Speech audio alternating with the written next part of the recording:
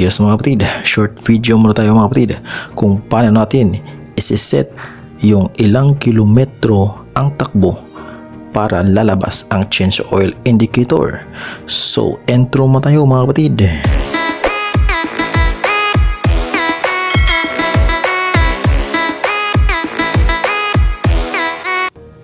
So welcome back mga kapatid.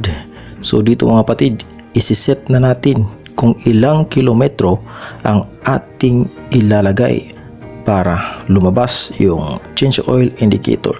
So simulan natin mga kapatid, ipupush natin yung dalawang set at yung select, no? Yan. So magbi-blink yung oras. So diyan din tayo magpapalit ng oras. Ganito yung procedure mga kapatid, no? So ayan, nagbi-blink na yung oil indicator. So yan, ito yung set na ginawa ko nung una mga kapatid, no? So select lang tayo ng select, tapos mag-a-add yan ng 500 km. So yung minimum natin dito mga kapatid sa pag-change oil is 500 km.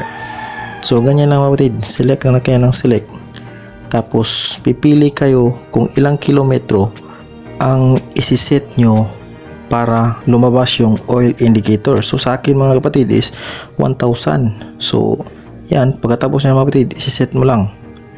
Tapos reset muna natin mga kapatid para malaman natin kung na save ba ng ating motor. So yan mga kapatid. So ganong proseso pa rin mga kapatid.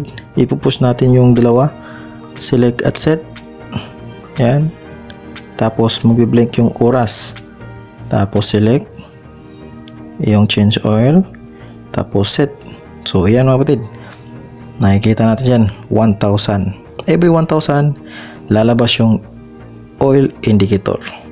Yan. So dito naman mga kapatid, hanapin nyo lang sa ating mga videos dyan sa ating YouTube channel kung paano alisin ang change oil indicator. Yan. So salamat sa panonood mga kapatid. Bye bye.